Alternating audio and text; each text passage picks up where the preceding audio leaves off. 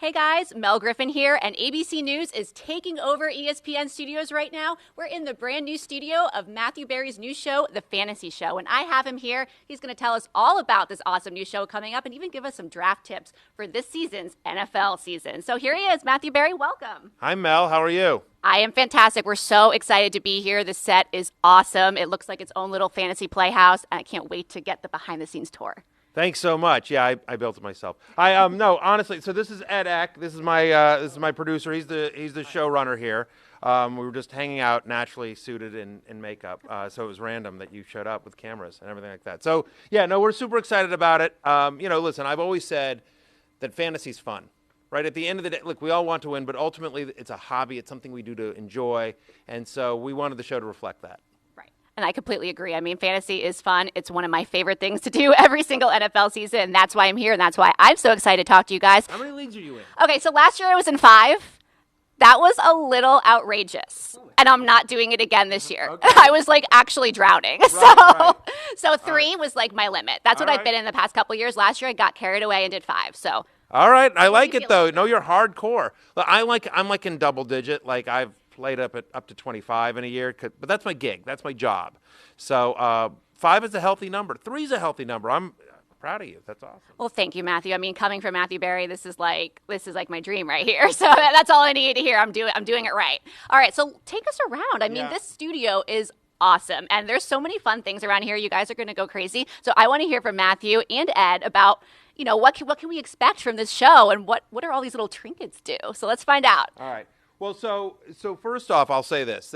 Our idea was very simple in that throughout my career, if you've read me or listened to my podcast or anything like that, I've always sort of done the same thing, which is try to take, fantasy sometimes, the analysis around fantasy football, because it's fairly stat heavy and number heavy, sometimes it can get a little bit dry. So what I've always tried to do is take things that can sometimes seem dry and try to make them digestible, easily accessible and fun. And so this show is sort of an extension of that, obviously. And so, our initial inspiration was Mad Money, right? So we're all fans of Jim Cramer here. And so Norby Williamson, who's one of the big suits around here, Norby, God bless him, said, hey, why don't we try to do a Mad Money show, but it can't look like anything on ESPN. And so Ed and I have taken that to heart, and this is the result. It's sort of Mad Money meets my childhood.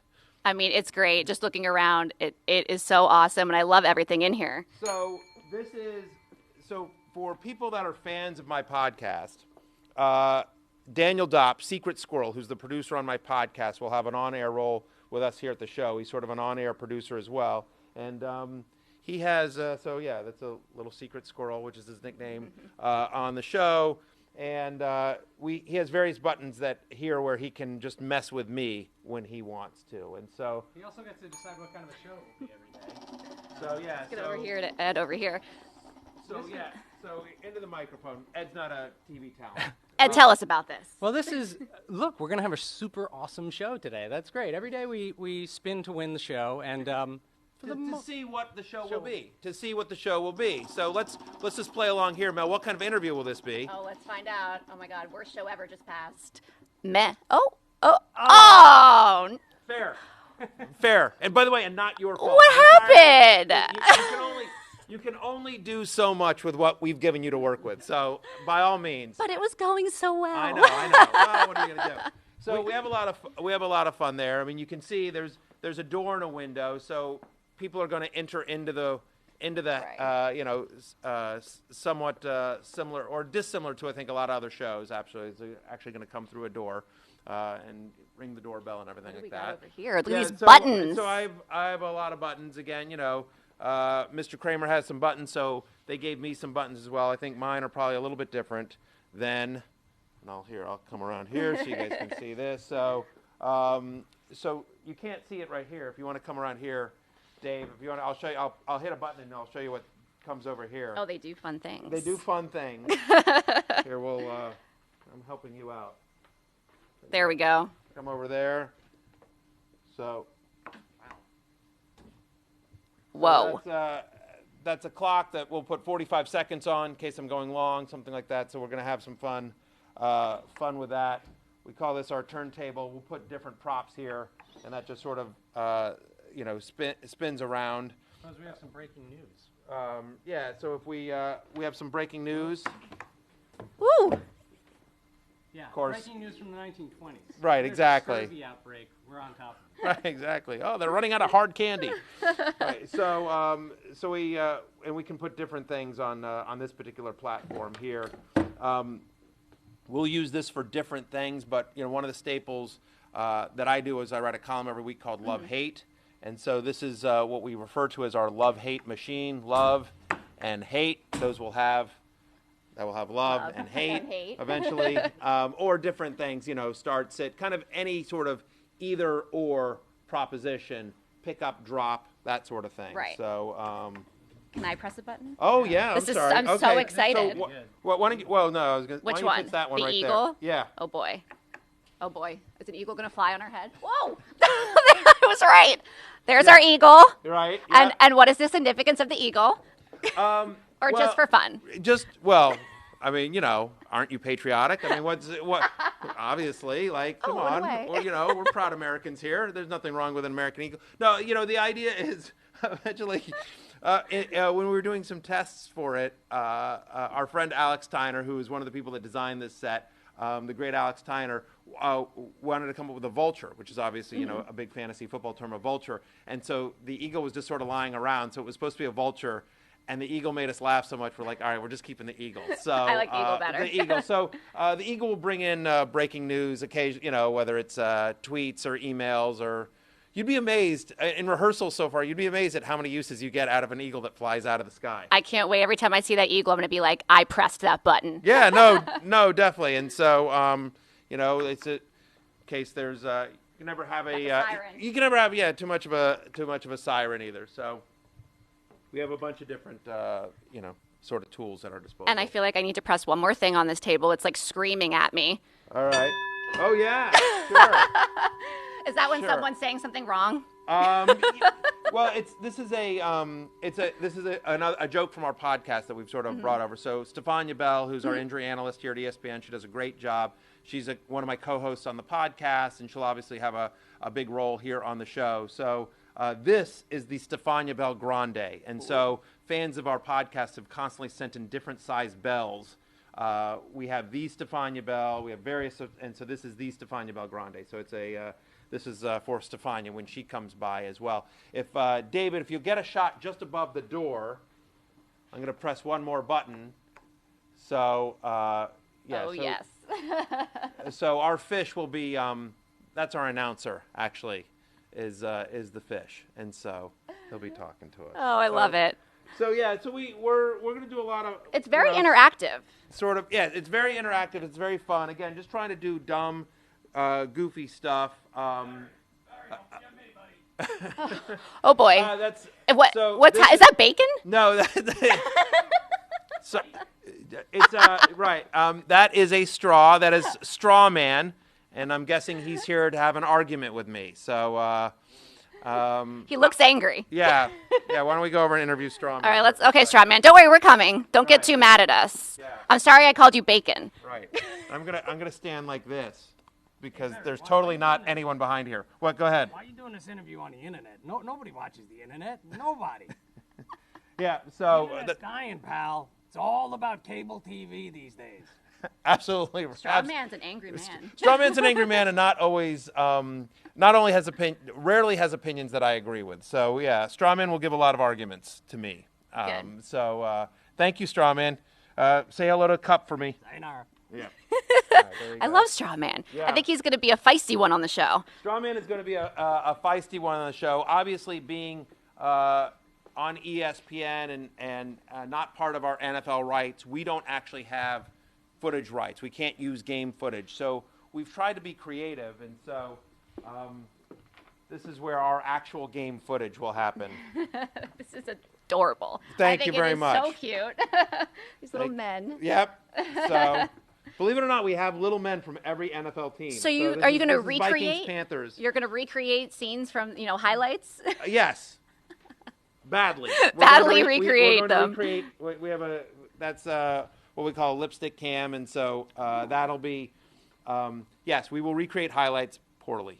is sort of what we do. And so, we're excited. Again, our sort of goal was to take sort of staples of sports television and certainly fantasy sports television and try to do something slightly different. And we'll see if we succeed, but that's going to be the goal. Well, I think it sounds like a fantastic show. I know you're excited about it. What do you think is going to be the most exciting part for you about doing this show and seeing a fantasy show come to life? I mean, just that, honestly. ESPN is the worldwide leader in sports, right? And this is the first time in the history of the largest sports media company in the world that we've had a daily, Monday through Friday, fantasy football show. So I'm excited about just kind of I feel like there's just a level of legitimacy that ESPN brings to anything that they do. And so being able to have and host the first ever daily fantasy football show on ESPN is a tremendous honor to me, and means a great deal to me, and hopefully is helpful to the industry. And I think it definitely will be. And if you guys don't know, Matthew Berry is the go-to guy for all things fantasy football when it comes to ESPN. I mean, I listen to everything he does during the NFL season. So I think how did you do last year? Tell me you did well. Okay, 5 leagues. Yeah, 5 leagues. I won 1. All right. I feel like that was the league I helped you out the most in. It was. But the others, I struggled. 5 leagues is too many. Yeah, five leagues is too many, especially if you're used to 3. That's tough to keep up with. Exactly. Especially with your schedule. Exactly. I mean, my work schedule is crazy. So 5 leagues, I mean, I was losing. My head was spinning every single day. But the competitive side of me, I had to keep going. Mel, you're on the set of the fantasy show. What player, totally just crushed your season last year? Let's exercise those demons right here.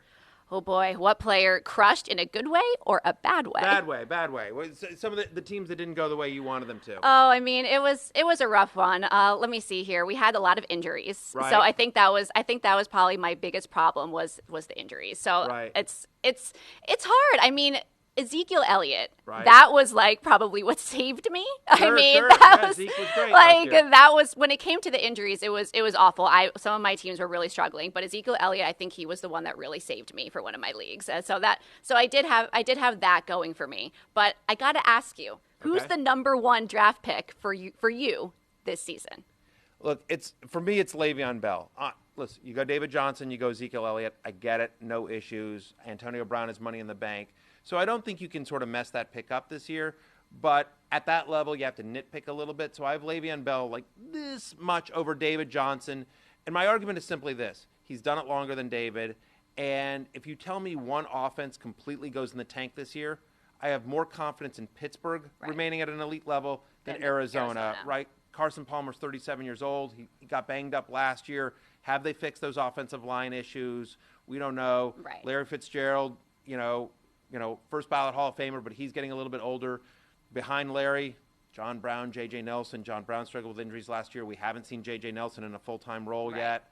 So it just, that's the offense that concerns me a little bit. And yet on Pittsburgh's side of the ball, when Ben Roethlisberger's had an injury, Le'Veon Bell has still been very productive and a huge part of his offense. He's angry about his contract, so maybe there's a little bit extra motivation. I don't know. Again, at that level, they're both studs. Right. And Le'Veon Bell, I had drafted him last year, even with that 4-game leave. So the 4-game suspension. So I pulled all my cards out to Le'Veon Bell, even with that, and he still did fantastic for me. So it was. And that's important because I know there's a lot of rumors out there about Ezekiel Elliott, and so. I've not adjusted. Again, obviously, he's still, at the moment, expected to play all 16 games. Right. But if for some reason a suspension were to happen to Ezekiel Elliott, honestly, Ezekiel Elliott plus 3 games of a replacement-level running back is still, to me, the 3rd best player in the NFL. Exactly, and I completely agree. But bouncing off that, so we're talking about running backs here. Do you think a running back is the first pick you should make in your first round over a wide receiver? I mean, I don't particularly you must take a running back over a wide receiver. Right. When the running back's name is Le'Veon Bell or David Johnson, yes. But again, we've done these studies at ESPN.com, and we've seen of the millions and millions of people that have won. We've done studies, and I have a draft day manifesto coming out soon that'll have the list of the exact players. But in essence, we've looked at teams that have won championships on ESPN.com. And in terms of the roster construction, some people went wide receiver in the first. Some people went quarterback in the first. Some people went running back. I mean, there's a million different ways to win. There's no right or wrong way. It's all about best player available. And generally this year, I am wait on a quarterback. I'm not a tight end guy, but I've seen people draft Gronk in the first and win their league. So there's no right or wrong answer in terms of winning your league of what you have to take. Right. I completely agree. I think it's a base by base situation. I mean, Right. it just depends on your situation there. So I have one more question for you, which, it's a burning question for a lot of people, especially me. Rookies to watch and who to watch in the preseason. I mean, what are we looking for the preseason and rookies to watch for drafting and fantasy? Well, so I'll start with a rookie question. I mean, I think there's a lot of rookie questions. Honestly, the path to success in the NFL fantasy-wise is both talent and opportunity. So when you think about both talent and opportunity, Leonard Fournette comes to mind, obviously. He's going to get the majority of work for Jacksonville, and that's a team that, believe it or not, was sixth best in the NFL in terms of rushing yards before first contact. They can actually block, Mel. It's just, unfortunately, they just drives were stalling out. So Doug Marrone, what he wants to do is limit Blake Bortles and just give the rock to Leonard Fournette, try to win with their defense. And so that's exciting there. In terms of sort of some deeper rookies, I think Samaje Perine in Washington is kind of interesting. Look, I'm a big Rob Kelly fan, and he's the starter, but I think he's got a short leash. So Perine is somebody that I think is sort of interesting. Even deeper, Marlon Mack in Indianapolis behind Frank Gore. Frank Gore is a warrior, but at some point, he's getting older. He's definitely getting older. Gotta say it. Right.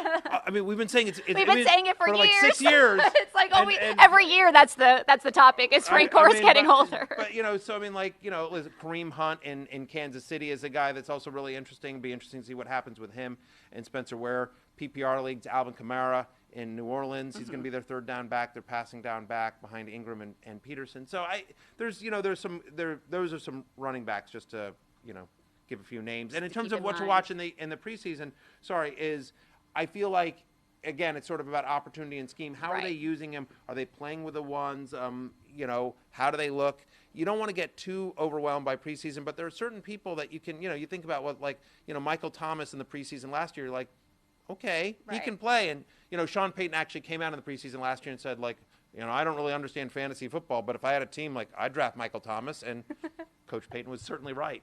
So that's what I get from preseason is, you can't pull all your cards on preseason. 100%. I mean, it's people trying to impress their coaches. It's really the rookies trying to get out there. It's other people trying to become starters over other people on the teams for those deeper positions. So, I mean, I feel like, you watch it, you see what happens, and you don't put all your cards out on the preseason. Yeah, no, 100%. Hey, Mel, while I have you here, can I introduce you to one other person? I would love to be introduced. Come with me. Hopefully it's like Mr. Strawman. Yeah, it's similar to that.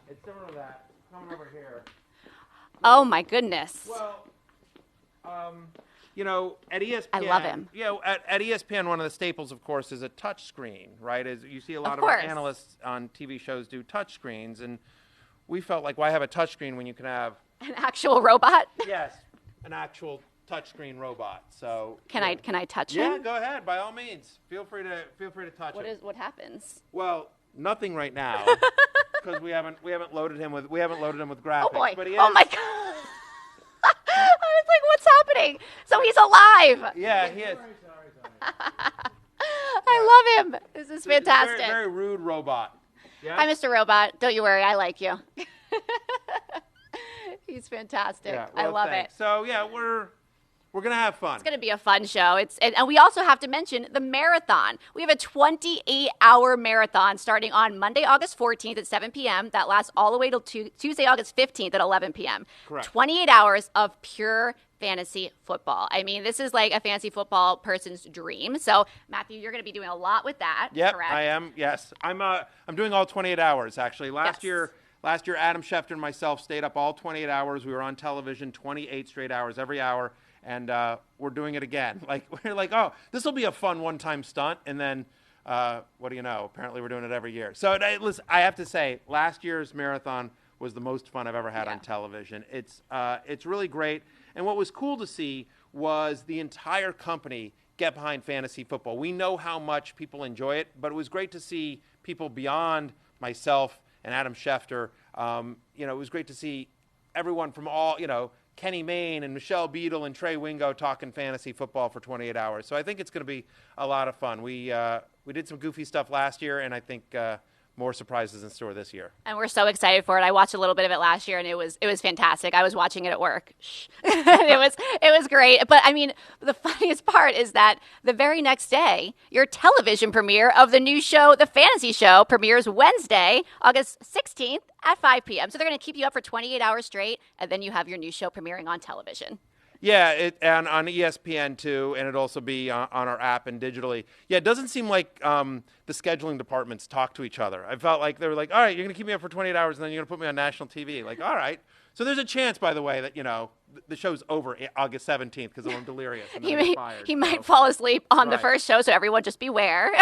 No, but we're, obviously we're excited about it and using the marathon to launch the fantasy show. So, I think you'll see some clips from the show throughout the marathon, and then hopefully we hit the ground running.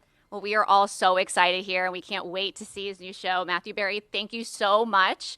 This has been awesome to get this behind-the-scenes preview of your set and your new show, and we are very excited for it. So for ESPN and for ABC News, I'm Mel Griffin, and the countdown to football season begins.